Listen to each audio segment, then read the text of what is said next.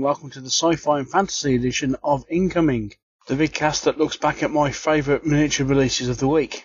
Well, lots of you have been asking for it, so I thought I'd finally succumb and put together a sci-fi and fantasy version of my vidcast as well as the historical one. So I hope you enjoy it. This is episode 1, looking at miniature releases for week ending 4th of September, and I, as always, am Neil Shuck. It's been a real bumper week for sci-fi releases this week, so lots to get through. So here we go with this week's top 10 rundown of my favourite miniatures. At number 10 we have a somewhat quirky miniature, but something that really caught my imagination. Dark Sword Miniatures have just released their latest batch of fantasy miniatures, and included in them are several frogs. And this one just caught my eye. He's called Overkill, the Frog Assassin, and is sculpted by Dave Summers. I don't know. I just really like it. Moving on to number 9, we have that stalwart of 15mm sci-fi games, GZG. They've had a few new releases this week, and these are my favourite. They are NAC weapon teams, complete with either heavy lasers, auto grenade launchers, or the standing ones have a heavy cannon and an auto grenade launcher. GZG really are great when it comes to 15mm sci-fi, and some of their more recent stuff really has been excellent. And this continues in that trend, I think. Number 8, and a new company that I wasn't aware of before, Studio Miniatures. Now they're producing a range of post-apocalyptic miniatures and zombie hunters. And this one is Dutch, a zombie hunter who bears at least a passing resemblance to a certain movie cyborg. And I'm sure that's where his main appeal lies. Not a bad sculpt at all, and it's nice to see figures that are not heroically proportioned for a change.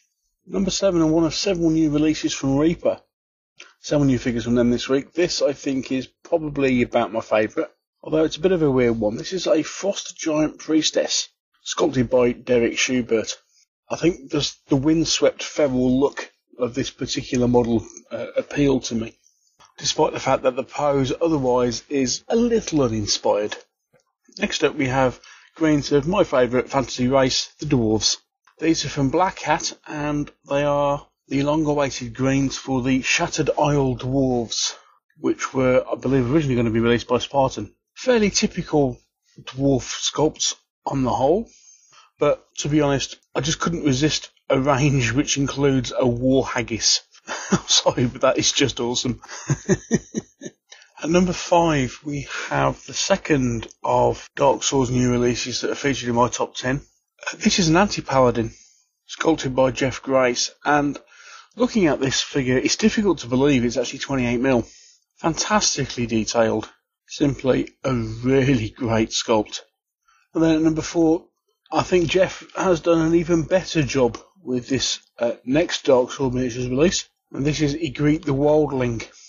Again, a simply fantastically sculpted and posed figure. Difficult to believe it's 28mm. You know, for the detailing and stuff, it looks something that is probably nearer 54. A fantastic sculpt, a real work of art. Another great character figure for your role-playing and fantasy games. At number 3, we have new releases from a company I haven't really seen that much of, although what I have seen of I really do like, and that's Dark Age Miniatures. This is one of their new Brood Grists. And while it's probably not as nice as some of their character figures, I think this is really well sculpted and just looks full of menace, you know? Dark Age is definitely one of those games that has figures that draw you into it. Okay, top 2. At number 2, we have the new special weapon Ferals from Pig Iron Productions. I'm a huge fan of the stuff that Pig Iron are producing, and they seem to be getting better and better with each release. Let's say you've got 4 Ferals here with a selection of different special weapons for their colony range. 10 different separate heads. Great sculpts, whether you want them for your scavies for Necromunda or some of the post-apocalyptic gang. Is another great set of miniatures from a company who you really must consider if you want to have, especially a different Imperial Guard army, for example. They do make great proxies for them. I highly recommend you take a look at Big Iron. At number 1, almost unusually I suppose, we have Black Scorpion Miniatures, and their latest releases, or at least the latest previews of greens for their Undead Pirate Gang. Now, Black Scorpion have been releasing some excellent miniatures, and their pirates have been fantastic, and these are more of the same. I suppose with Pirates of the Caribbean around, it was only a matter of time before undead or skeletal pirates made an appearance. And whilst some of these are pretty good, this particular miniature is absolutely awesome. It's just a fantastically dynamic pose, and to me really just yells by me, you know. So, more great figures from Black Scorpion. They really are building up a great reputation.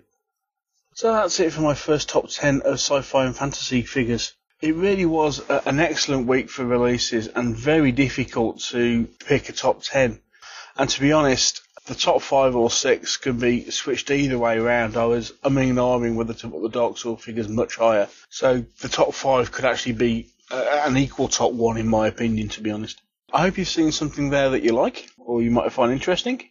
And I hope you've enjoyed this sci-fi and fantasy edition of the show. As always, please let me know what you think. I'll be eager to hear your feedback. Thank you for watching. Take care, and I'll see you soon. Bye.